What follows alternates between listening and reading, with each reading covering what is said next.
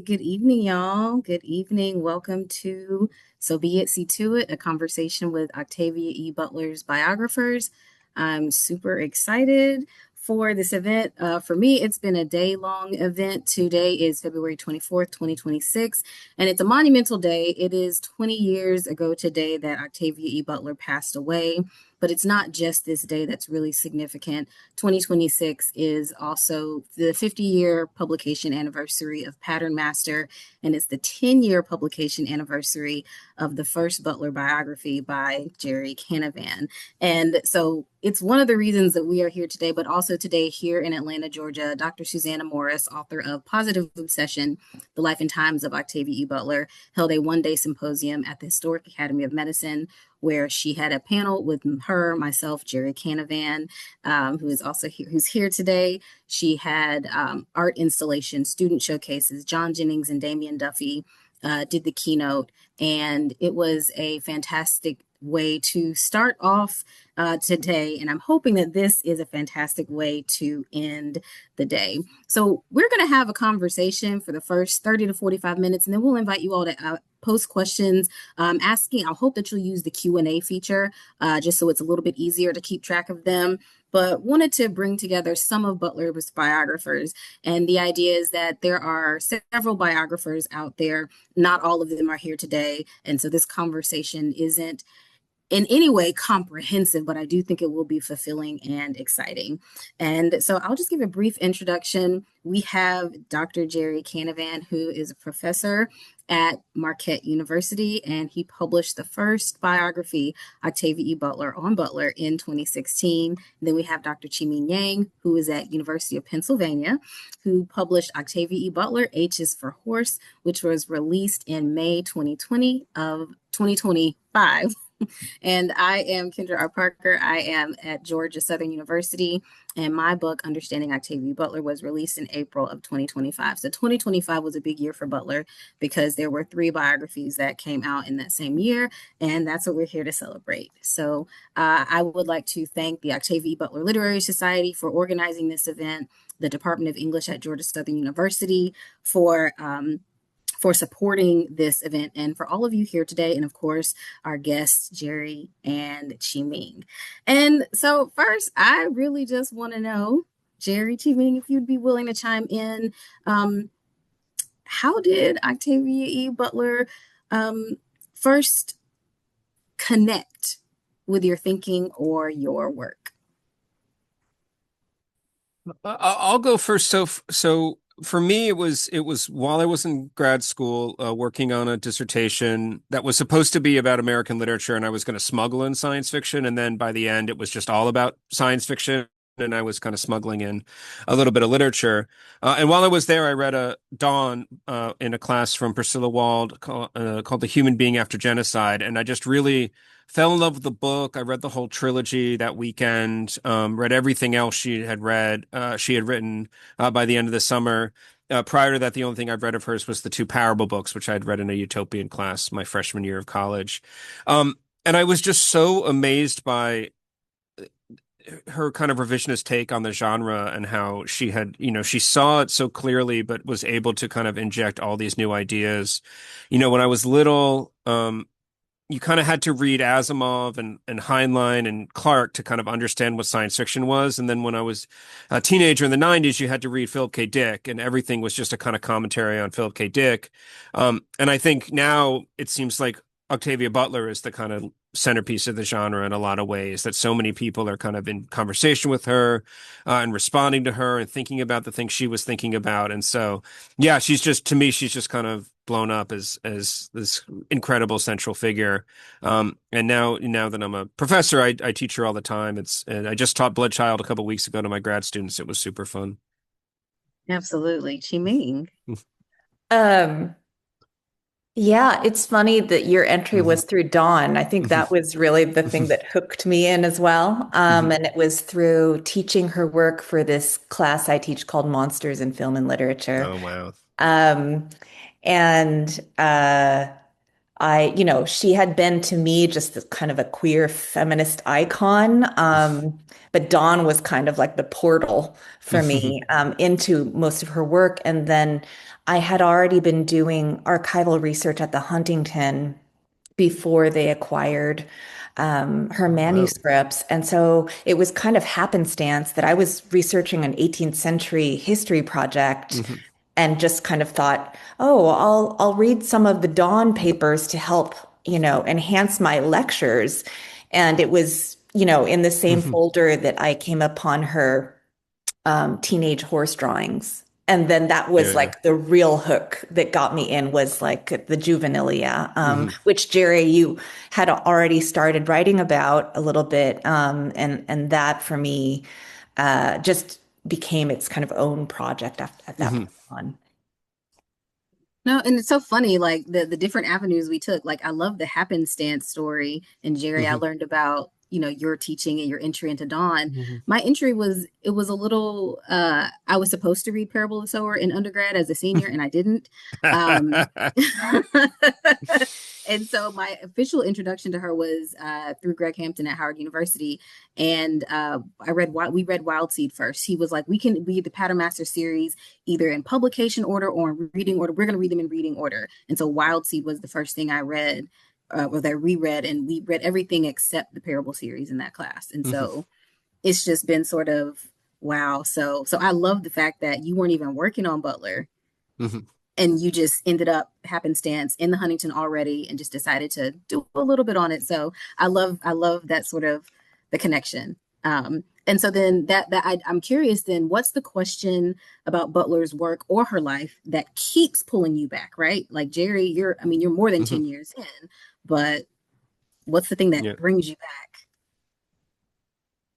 I kind of think I just got hung up on the same thing she got hung up on, which is that she kind of thinks she solved human nature in the own Kali books, and it's really bad news, right? That we're kind of like messed up gorillas that can't think properly. And so she spends the rest of her life trying to unthink that thought or find a way out of it.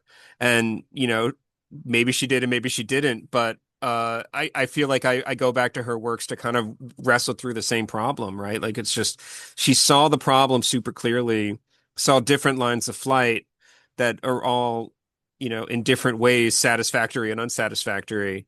But she's the best who ever did it in terms of just like thinking through that problem. I like that. The best Mhm. who ever did it. I totally agree. I mean, Mhm. I think that the combination of her, how she grapples with survival and solidarity, Mhm. for me, I keep coming back to, especially in these fascist Mhm. times we're in. And especially, I mean, I live in Philadelphia, which is a Mhm. Black majority city. And so I do a lot of work around Black Asian solidarity in community organizing and Mhm. in my writing and teaching. And that's something I keep coming back to in her work because, Mhm.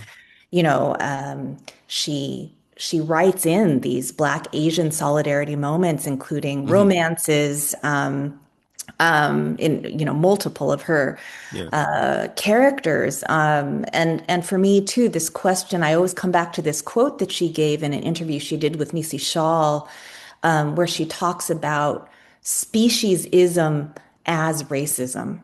Mhm. And I'm always coming back to that to think about what are the relations between the human and the non-human. Mhm. And now, especially with the fields of Black ecology, really thriving, Mhm. and kind of Black animal studies as well. She was very prescient in Mhm. this. You know, the Duke series around the Black outdoors has wonderful titles. Stephanie Dunning's Black to Nature. I mean, there's so much interesting work that's being done now that Mhm. like you said, Gerry, I feel like she was already doing it and doing it very Yeah. well. Especially after she moved to Seattle too, and has a different kind of relationship to the Mhm. outdoors in the Pacific Northwest than she did in Pasadena and LA. Mhm. She was so generous. The estate was so generous in letting us publish the Lost Traces of Science Fiction essay. But one of the ones we asked for that they wouldn't give us is this great little mini unfinished essay she has about, what would happen if the aliens were real. And the whole thing is, I know what would happen if the aliens were real. We'd, enslave the ones we could enslave. We'd eat the ones we could eat, and we'd kill the ones we couldn't do either to, because that's what we did to the animals, right? And it's this like really fascinating rumination on animals as, in a way, the key to human identity and also cruelty. And yeah, it was one of the ones that wasn't done. And so they're not ready to publish some of that stuff yet. But, you know, going back to her essay on animals from the Oprah magazine, right? The eyewitness essay. I don't know if you've read that one, but she's so Yeah. moved by the plight of animals and kind of has that empathy that reaches out across species. It's really interesting. Yeah. And it's funny, I'm actually teaching Clay's arc right now. My students are Mm. Mm. just getting started and they haven't given me any of their reactions on the first 14 Mhm. chapters. But Carrie's whole thing, she's Mhm. like, oh, but you still hurt. And then her sister Ronnie, who's like, no, they're monsters. I'd take a coat hanger to get rid of them. And they're just like, wait a second, you're as bad as I was. So this conversation about these Right. uh human animal sort of hybrids that Mhm. come after this organism takes over Eli and he begins to spread the Mhm. infection really does call us to think about like what are we willing to tolerate and Mhm. to embrace and what we're not. And I'd love to read that essay Mhm. on the aliens because I think it would pair really well with Clay's arc for sure. Mm. I think I have an illicit copy of it I could give you. Ooh, listen, we You like can illicit pass that copies. around afterward. Yeah. We'll just cut that part out of the recording. Yeah. Yeah. Yeah. So it is 10 years since the publication of your biography on Mhm. Butler, Gerry. And so, what does it mean to you to be a pioneer of Butler's Mhm. archival studies with the publication? I mean, for many people, your work sort of really set the stage and opened the door for that archival Mhm. research and these sort of biographical inquiries. Yeah, I mean it's really wonderful. I mean was I kind of discovered it was 10 years earlier today when I looked at the copy of my book, and it's amazing to think about how long it's been. To my mind, I was really just lucky. I had research funds at the perfect moment that the archive opened. It was able to get there really early. I wasn't truly the first person in. Um, and we were talking before this started about just how generous the entire Butler studies community is and how people lean on each other, and how everybody is kind of willing to support everybody's projects. Um, and it is really nice. And every so often I see some little piece of what I found kind of sneaking out into the world. The New Suns quote, I think I titled an essay at LARB with that line, and just seeing that everywhere kind of cheers me up a little bit sometimes. But it was, there's just so many folks and so many people coming at her work and the archive in so many directions. I just think the tragedy is that the archive is only one place and it's hard to get to. I really wish more people could see what's in there. So for those of Yeah. you who Mhm. don't know, I'm sorry, Mhm. just give some context. For those Yeah. of you who don't know, Butler's archives are housed at the Huntington Library in San Marino, California. And you can go, Mhm. everybody can go. You just need to get a library card or a researcher card and then go to the orientation. And make sure that you request Mhm. the materials and things like that. And it's a really great experience. I mean, you get to see and touch all of her Mhm. stuff, and it's massive. Yeah. 300 boxes, um, 300 plus boxes of her stuff that she willingly gave because she wanted them to be archived and she wanted people to have access to them. Mhm. Chi-ming. Mhm. Oh, I was just gonna say, actually, yeah, I mean, I think her archive has popularized the Huntington to the point where, sadly, Mhm. the curators are having to restrict some of the access now Yeah. because quite a few of the materials are fragile. And so, there's such a demand. I mean, but I think Mhm. it speaks to just the hunger, that people have for Mhm. connecting. Right, for connecting to the materials. And I was very inspired when they first started commissioning artists to go into the archive through Mm. the Clock Shop project. uh, and to write original pieces or compose music based on handling the materials. And that was one of the kind of early moments when non-scholars, non-academics, primarily artists, but also academics, were given access. And I think it's just opened up such amazing venues of research that are biographical, but also that are really deepening Butler studies in a really exciting way. Well, and speaking of that, so Gerry's biography um, takes sort of a chronological approach. It really dives deep into a lot of Butler's unpublished manuscripts in her life. But Chi-ming, your approach in Octavia E. Butler H is for Horse is both biographical, but for Butler, and autobiographical, and you take a unique approach. So would you walk us through the approach for those who don't have the book? Walk us through like what you do with your particular approach in the biography. Yeah, I mean, this is mine is not a strict biography. I feel like you and Gerry have much more kind of thorough kind of overviews of the work. I really wanted to find a form to bring the materiality of those archival documents to life. And so my book has 72 color images, and it's That's divided up awesome. into very short essays that follow an ABCD format to kind of pay homage to her own obsession with etymology and dictionaries. And she had a huge unfinished thesaurus of names project. And so I was very inspired by her own interest in language and words. And I wanted to find a way to somehow manifest the depth, but the intimacy of the archival encounter. I think that all of us can speak to. It's very special. You really do feel like you're getting to know her when you're in there with the materials. But I also was very interested in trying to experiment with genre in the way that she did, and Kendra, that you write so beautifully about. I have autobiographical elements and biographical ones, but also I did a lot of oral history with high school classmates of hers and horse people in Black Pasadena. So it became like a bit of an ethnography as well as my interest in pop culture and cultural history. So what was she reading and writing about? What TV shows and movies was she watching as a kid? And the format then kind of followed from the ephemera and kind of playing with the form a little bit.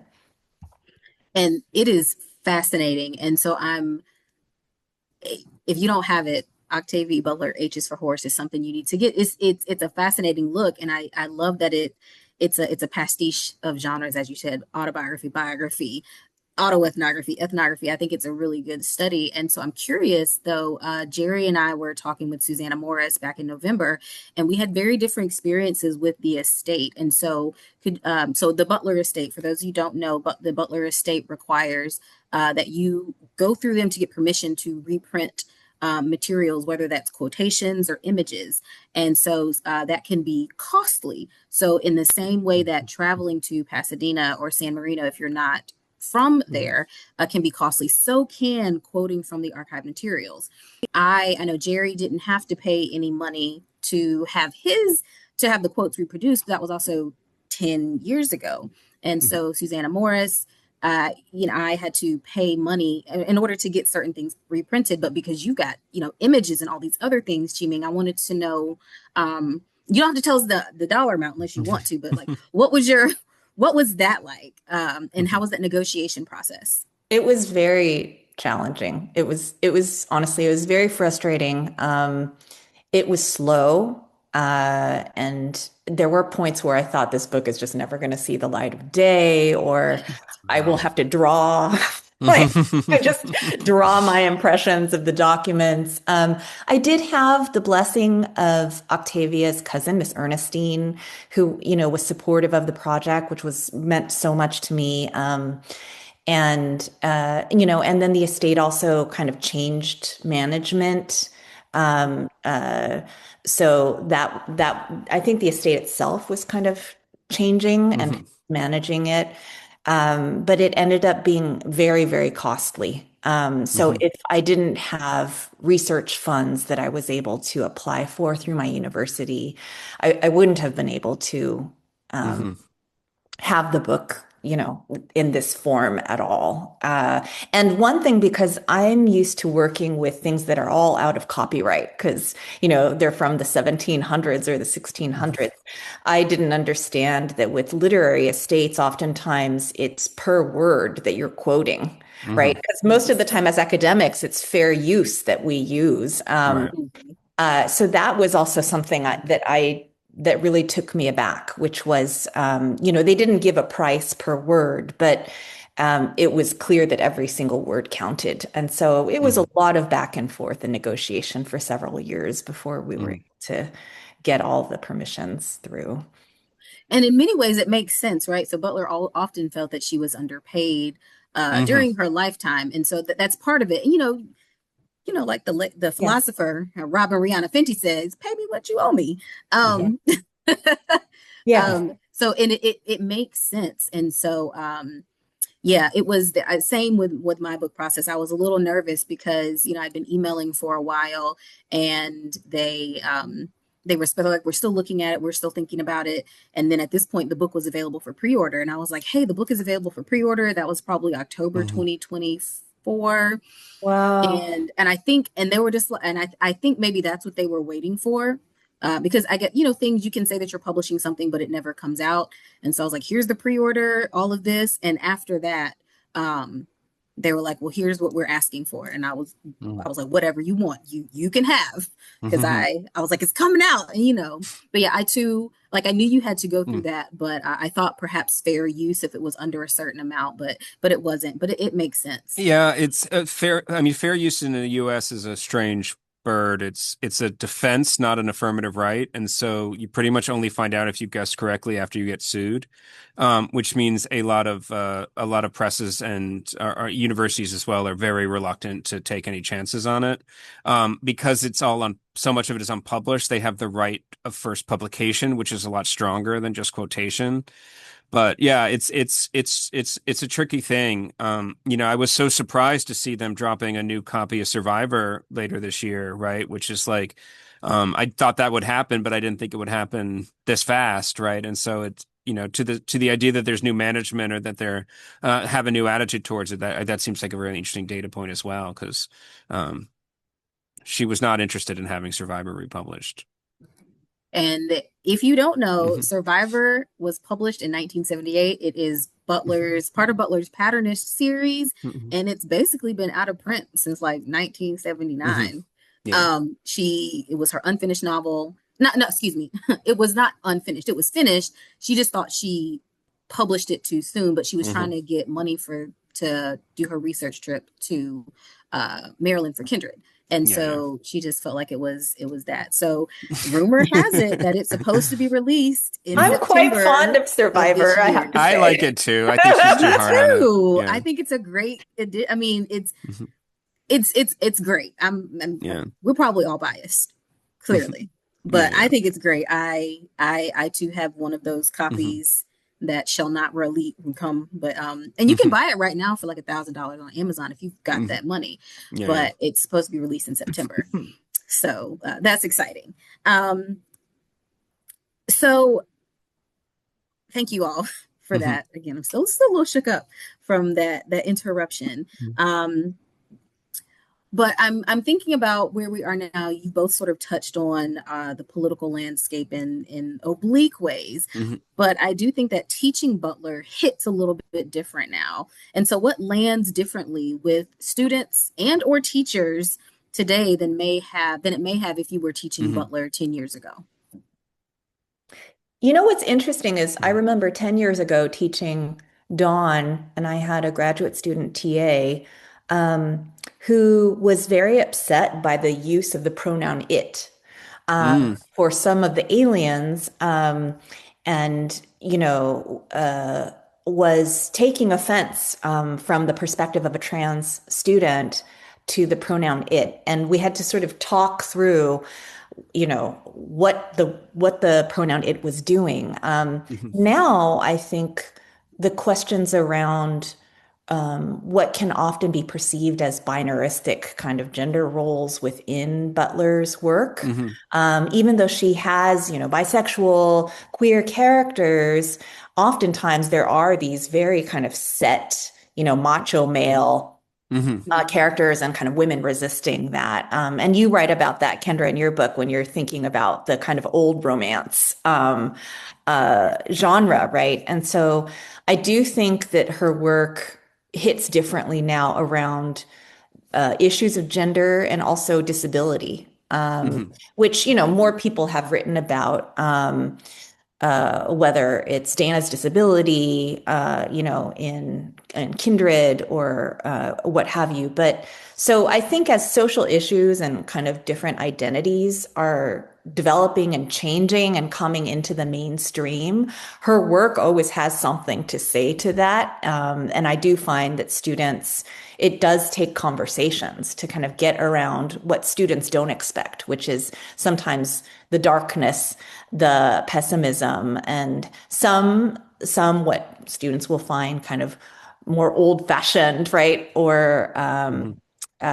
gender roles in particular, and also the kind of age difference between some of the male characters Hmm. and the younger women, whether that's in Parable or, of course, Fledgling, the Hmm. vampire novel. Yeah. I definitely agree. I think a lot of times students today are kind of more ready for Butler than maybe a generation ago, and more ready to kind of play with the text in new ways. And so, when I had the experience of teaching Dawn, they wanted to know, where are all the gay people? Where are all the trans folks? Like, did the Owen College just keep those people on ice, or did they change them all to make them straight? Like, what's going on with this Yeah. erasure? Which was a really interesting conversation. Um, I was on a Zoom with somebody a couple weeks ago talking about Bloodchild, and I said, what, like the kids today have a name for this. It's called grooming, and the person got so mad at me because they were someone who was invested in Butler's notion that this was a love story, and the students see it in a completely different way, right? And they have a completely different vocabulary for it. And then at the same time, as you suggested, students have gotten a little more prudish in terms of what they think should be depicted and what they think should be discussed on campus. And so they get a little uncomfortable with some of the sex stuff. And I taught fledgling in a grad course, and there were some of them who were like, I regret that I bought this book. Like, I find it Oh, filthy. And it's like, well, the book is about that, right? Like, I mean, like, like it's a book, but they were so disturbed, right, by the imagery, that it became a barrier that they couldn't get past, right? Which was really interesting. And I see someone in the chat, kind of feeling the same way. She I think I describe it at one point in my book as like an erotics of power. She just has a very different kind of attitude towards it. And this is actually my answer to your upcoming question about what I think, but the field hasn't taken on. I mean, the kink component of Butler, the yeah. BDSM stuff, right? Like, there's just elements of it that you just don't want to be there because you want her to be in a way, a different type of figure and a different type of thinker than she actually was.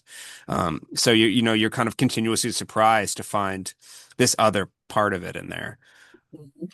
And I think kink studies in Butler Yeah. would be a really great avenue to explore, simply because as Hmm. earlier today at the Butler Symposium here in Atlanta, Susanna was like, this whole dark romantasy, Hmm. that That was whole really interesting. genre where um, folks are, I'd be like, ooh, or they'll call it a dark romance, and Hmm. I'd be like, I don't see the romance, but I see the darkness, and Hmm.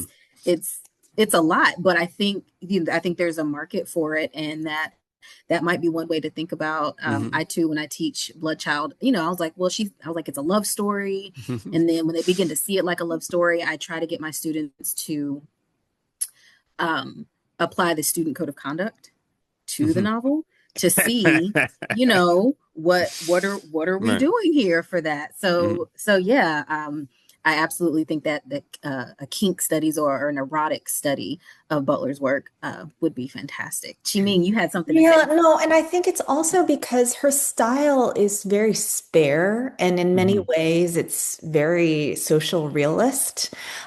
So I think that is partly what throws people off too in terms of their expectations as they're reading, right? Because it seems kind of straightforward, and then there's this, a defiance of this hero, and this very kind of pure, kind of idealistic, hopeful Butler that people find. And when Hmm. they're expecting that, and then they go to the work, and it's Hmm. not that a lot of the time. I think the combination of her style that seems straightforward, but it's actually very complex, can also be a little bit jarring and disorienting for students.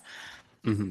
No, absolutely. And I think one I don't think it's a question. I'm not sure that it's a question that hasn't been asked, but I'm really interested in the adaptations of Butler that have come out. So of course, John Jennings and Damian Duffy's Hmm. three adaptations, Kindred, Parable of Soul, Parable of Talents, the Kindred FX adaptation, but also I'm thinking about Marty Dumas's trilogy, the Wild Seed Witch trilogy. So Hmm. it's not quite young adult. I'd call it like a middle grade series that's based on, right? It comes from, it comes from Wild Seed, uh, the novel, and so I was fascinated. I thought it was uh, a super cute read, and I'd be interested in seeing some more of that and some things that emerge out of Butler. One of the things Butler wanted to do was live forever and breed people, and Hmm. yeah. So Hmm. I he just think wanted to it's live forever and great be that people. how much she's inspired kind of the range of highbrow, lowbrow, um, across all culture. Like in Philly, there's a wonderful restaurant called Honeysuckle, two black chefs who've owned it, and they have a whole menu that's inspired by Parable of the Sower. So they Hmm. make their own elevated acorn bread, have Alison Saar's beautiful artist edition of Kindred out with Arian Press, that's truly beautiful, but it's like a $1,400 book, that only collectors can buy. And then you have just a lot of Butler fandom, and lo-fi kinds of zines and fan fiction. Hmm. So it just feels like she speaks so widely to different audiences, younger and older, and people are constantly discovering her anew. Like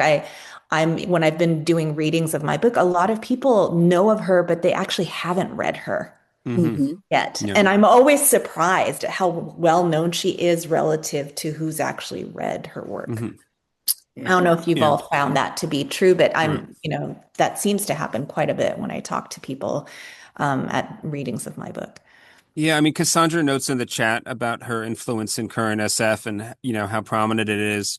And to the point you made earlier, Kendra, about the estate feeling like she wasn't paid enough. There was kind of an open air plagiarism of her work for a very long time. Yeah. Oftentimes fully appropriated into kind of a like a white Hollywood space that I think they're also kind of thinking through. Um, but yeah, it's you know, she is the grand dame of the genre, right? I just think she is the person you have to go through to understand where we're at right now. Um, I met Damian Duffy at an event and asked him which one he was going to do next because I was trying to get him to do Dawn, and he said the one they really wanted to do was Wild Seed. So I don't know if that's going to happen, but it would be really a pretty book if it did. So speaking of, it is in the chat, but last night, John Jennings, Damian Duffy, and David Brame's adaptation of Parable of Talents won the NAACP Image Award last Hmm. night. And they were here in Atlanta today, and they do want to do Wild Seed next, and they've pitched it. And so now they pitched it to the publisher, Abrams Hmm. Comics, and from there the publisher will pitch it to the estate. So where it goes from they've done their part. So they're really interested in Wild Seed.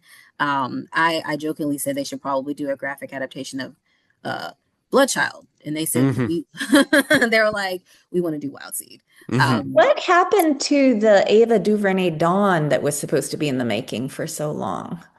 Yeah, there's it I was seemed nervous about that because in 2020, with it what? seems like they greenlit all sorts of black-led shows that all fell into the void and never came out, right? I mean, so almost everything of hers was announced as forthcoming, and like those, you haven't heard anything about those projects in forever.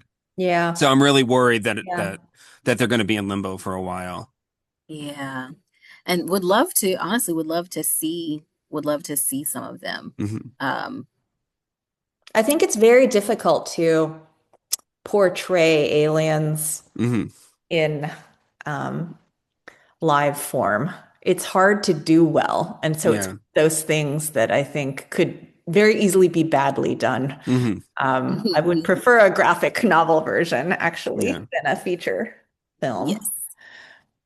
So there are a few questions in the Q&A, and I actually think that this one is probably best for you to answer, Gerry. Maddie Hmm. wants to know if you have any ideas about the where the rest of the Parable series was Hmm. headed, which he knows. Yeah. I mean, that was literally the first thing I looked at when I got to the archive, because that was the burning question I wanted to understand. The answer is that she wrote and aborted like dozens of copies of what this possibly would have been. Um, she basically wanted to tell a multi-book, maybe as many as 6 book stories of what would happen to Earthseed as it developed on the other planets, either on a single planet over 4 generations or on 4 different planets, as the people, had to do the hard work of evolving in outer space. And so, um, they almost all have some sort of kind of horrific thing that befalls the colony, relatively early into their tenure that they have to live through. There was a version where they all went blind. She threw that away when Saramago won the Nobel Prize. There was a version where the women all get psychic and the men can't take it. And there's a lot of gender conflict there. There's one where there's just a first murder and there's somebody who has to solve what happened. But she essentially, I think, wanted to show the long duration of Earthseed going from a new religion formed by a person to something that was a kind of multi-generational, century-long history as they kind of turned Olamina into a god and started to tell parables from her life the way she draws on the parables of the life of Christ. And so that seems to be what she was working with. But she was very hard on herself. She said she never had a story. She only ever had a situation. And in most cases, the stories kind of butt off into attempts to do other things. So the Book of Martha kind of comes out of a little bit of that. Fledgling comes out of it. Amnesty to a point. And then some of the unfinished things she was working on at the end of her life are also just basically Parable the Trickster story she couldn't get going. So I like to think if she had stuck around, she would have gone there eventually, because I think we really need something to kind of like, you know, wash the taste of talents out of your mouth a little bit and give you a little bit more of the utopia you thought you were getting at the end of Sour. Truly Yeah, dark. Talents Yeah. is truly dark. Yeah. absolutely. Maddie says thank you. Yeah, Hmm. absolutely. She's got a fascinating archive. Hmm. Let's see a couple of quick questions. So Shanika, um, the question is, can photos be taken in Butler's archive? I was last there in 2023, and you can still take photos there on site as long as you're not using flash photography. Hmm. Um, but if you're doing it electronically, they will send you, I think, 5 free images per session. But after that, you'll have to pay for them. And so if you Hmm. want to take pictures for free, you have to go there in Yeah. person. Um, And you can't publish them. You don't have, like yes, the library doesn't have the copyright. It has the physical possession, which is That's true of a right. lot of archives. And so, um, I it's think it's really well they policed. they don't want people to be posting them Yeah. online, example. So publish it's in Hmm. informal sense of Yeah. publishing. Yeah. yeah, Yeah. Yeah. And yeah, that's what I meant. Publish as in the Yeah. sense of disseminate. Right. Yes. yeah, Yes. Yeah. yeah. And it's really hard because you can show them in your like Hmm. presentations, Yeah. and people take pictures of you presenting. Hmm. And so I try to tell, like, they'll snap, and I was like, we're not supposed to publish these online. And so you can't do anything about that, but they don't want them published, which again makes sense. But we know Hmm. that there are things on Pinterest. You can see some of her stuff that's Hmm. been published online. Um, let's see, another question. I let me, there was a question about Survivor, but I think it's in the chat, and I can't Hmm. actually find it. Oh, here it goes. Uh, Paolo asks, I don't know, how do you feel about a Survivor reprint? Should it be done? She didn't like it and kept it out of print. I'm 10 out of 10, hands down, here for it. Hmm. Um, Somebody greenlit it, and I think really for me, she didn't like it because, as Gerry said earlier, she was very, very hard on herself. I think that's one of the hardest things about seeing her talk Hmm. so negatively about herself and her abilities in the archive. And so I think that's part of it. Um, Yeah. but it's such a good novel. It's such a good novel. Um, Hmm. I And think there's, but either of you? I think the question is really interesting one too, because it's something around, it's something, it ties to the ethics of doing archival research that hmm. I think all of us grapple with, right? Because you come across a lot of material that she didn't have time to even cull or sift through, Hmm. given the suddenness of her death. It all got shipped out there. Hmm. So when you're in the archive and reading diary entries or reading address books with people's addresses and all of this stuff, I think one thing that I was constantly grappling with was, uh, would she be okay? Like, do I have her approval in the sense Hmm. of, Yeah.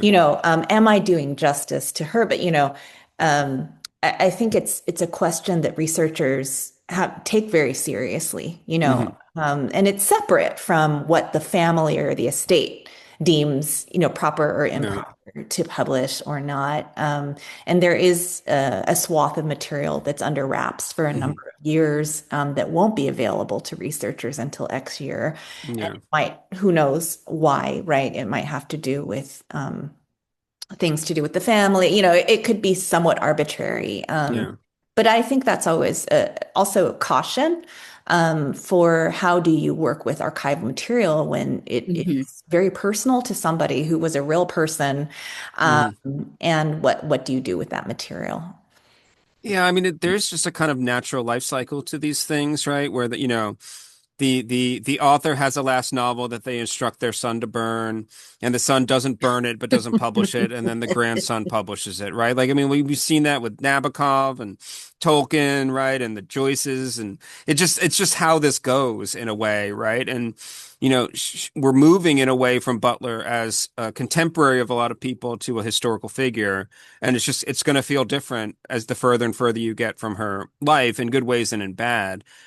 Like you, I was very concerned about the things I said and the things I speculated about in my book, or the things I just wanted to, in a way, protect her from having made public. But it's not always going to be that way, right? And so, it's just over time, things are going to change in terms of the way people approach it. I wrote something called Betraying Octavia that was saying just go ahead and publish Survivor, because it is, in a way, it is a betrayal of her wishes, but that's what happens to great literary figures as they become canonical, right? Is that you see all the pieces of their lives in that way. Hmm. Absolutely. Yeah, I'm here for it, but Yeah, it is going back to the ethics of yeah. archiving. But this was published; it's simply just out of print. Yeah, Survivor's But Right. interesting because you can yeah, get it. It's just hard, but yeah.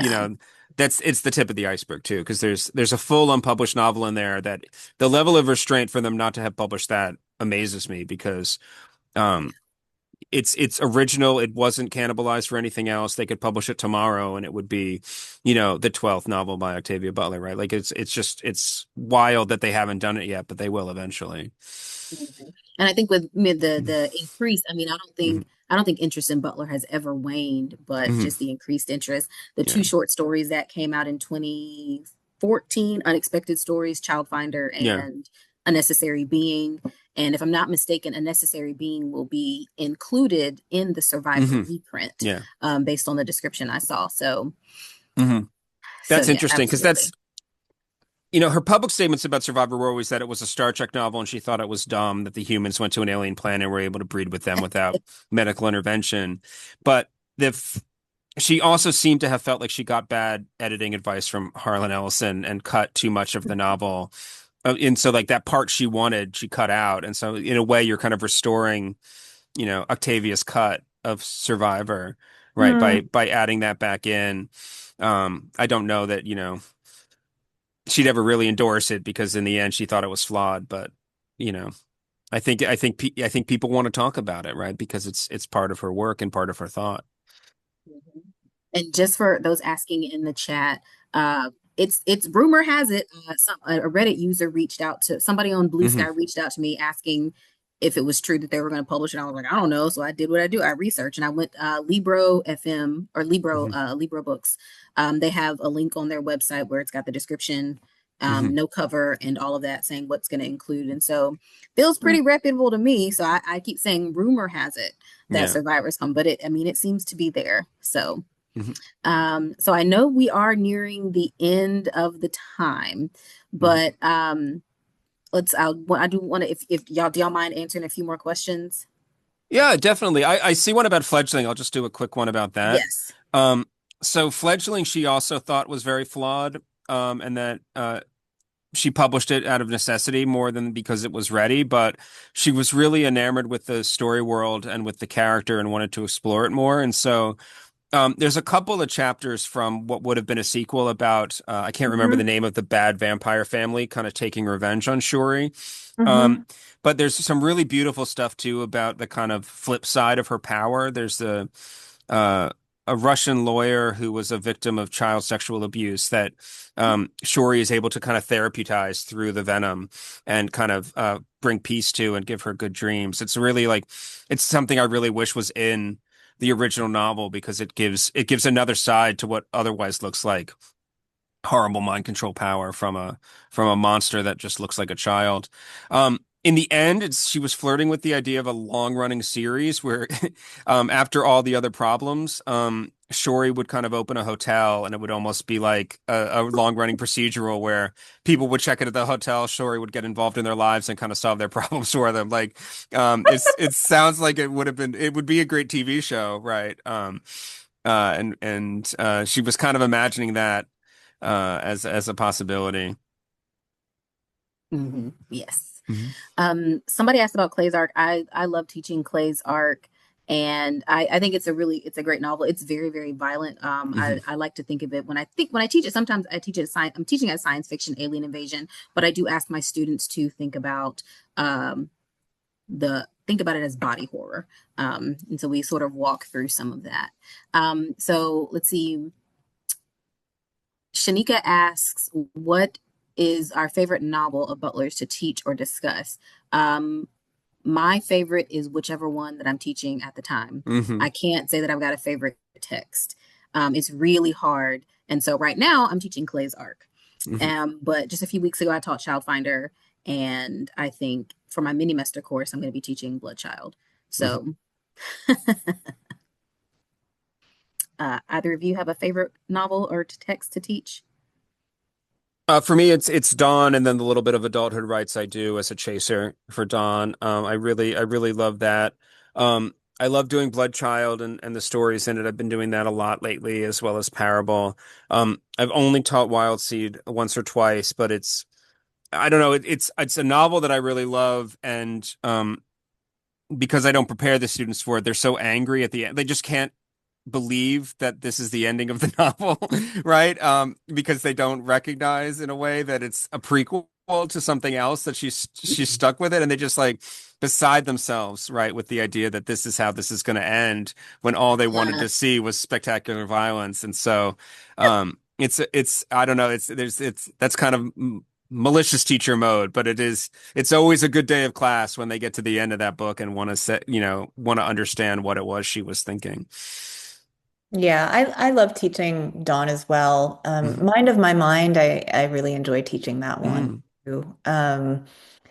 And Wild Seed. Clay's Arc, I really like Clay's Arc, but people I have friends who are too scared to read Clay's Arc. Mm. And so it does feel like more of a horror novel. But because I'm interested in Butler's love of horses, I have my own ranking of which one is the horsiest. And Mhm. so that sometimes dictates, and not necessarily the ones that have the most horses, because we would go to something like Pattern Mhm. Master, or Wild Seed where they're riding Right. horses. But then you have people like Alana, who's kind of a wild feral child who has Mhm. like hands and feet that are rough like horses and survival. Yeah. Um, but so instead of the favorite one, I often with my students, we come up with different ways of categorizing what would be the one that has the most this or that, in it. And for me, it's always like, where are the horses galloping through? Like, where Hmm. are the references to her juvenilia, where Yeah, yeah. Star becomes the name of the slave ship, or Zorro becomes the name of the pimp, Hmm. in Parable, where you can really see how she just kept rewriting and kind of remaking her yearbooks and her teenage writings. They really stayed with her in fascinating ways. Hmm. Absolutely. Yeah. I'll slowly start to wrap up, but Maddie's question about is there a particular contemporary author that you feel has picked up the mantle from Butler or a specific influence? I'll remix the question. Hmm. I find it hard to sort of be like, is there another Butler, in the making? Hmm. But there are writers who I think that Butler would love reading or Hmm. texts that they would love reading. So I think that The Dream Hotel by Layla Lalami, I think she would absolutely love. Not just because it mentions her novel, not just because of that, but the world that she's writing about is where women are sent to retraining centers if they are suspected that they will commit a crime. And there's talking back gets you shocked with a taser, and you Hmm. are sent for 21 days, and then it goes over. And so I was thinking about Parable of the Sower. I think that she would absolutely love Suzanne Collins's Sunrise on the Reaping, the entire Hmm. Hunger Games franchise, the novels in particular. I think she would really like that. The story, the world building that Suzanne Collins does. Of course, I think she would also like Tomi Adeyeme's um, Children of Blood and Bone, that particular trilogy.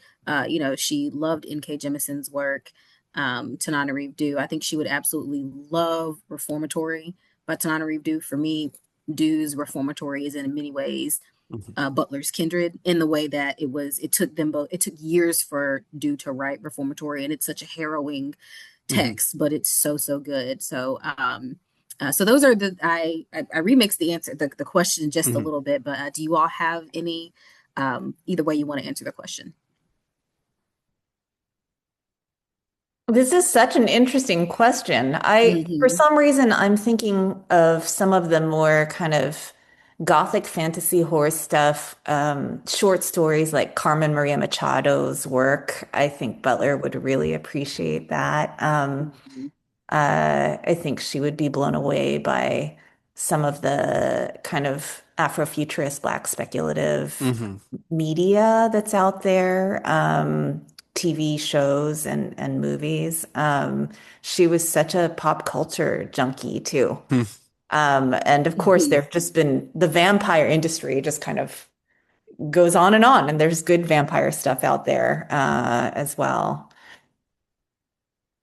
Yeah, I mean, Absolutely. you named a lot of names that I think are in that conversation, right? Including some folks who I've seen interviews with some folks. It's like, well, I loved Octavia Butler's work, but I don't necessarily want to be asked about her every time I give an interview, right? Like Hmm. I don't necessarily want to see myself as part of the brood in that way.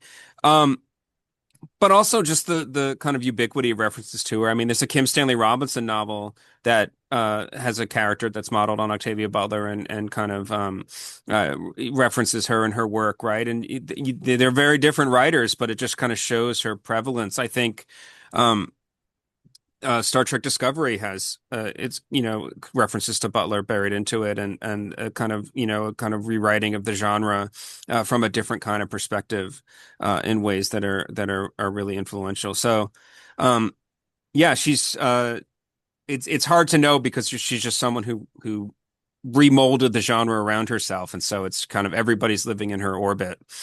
She's one of those people now. One thing I do hope that there will be more is more translations into more of Hmm. her works translated to other languages. So when I travel and do talks, I'm always interested in like, okay, Hmm. Mexico, which books, which bookstores carry which of her books that are translated into Spanish or into Arabic Yeah. to Chinese. And I think that's still like an area of publishing that, Hmm. again, people around the world know of Butler, but she's not always translated. And so I hope that That's that interesting. will Yeah. continue to be happening because there's really amazing sci-fi and speculative fiction right now globally, right? Mhm. From Asia to Africa to Latin America. So I do think that there could be really interesting dialogues there. Yes, and Chi-ming really just anticipated the last question that I had, and it was, you know, what do you hope readers or scholars will take up or be wrestling with when it comes to Butler in 20 or so years? And so translations in different languages. Um, and I honestly, I don't have an answer. I just want people to keep thinking, reading, and talking about her Yeah. work, and whatever emerges from that is what I want to see happen. Jerry, do you have anything for that one?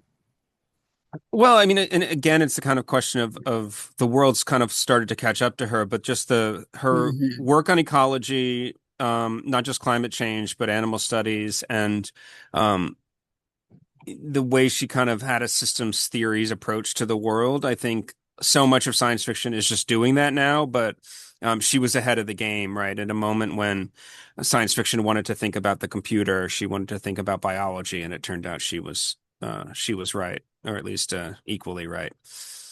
Hmm. Excellent. Well, I want to thank you, Jerry and Chi-ming, for joining us tonight.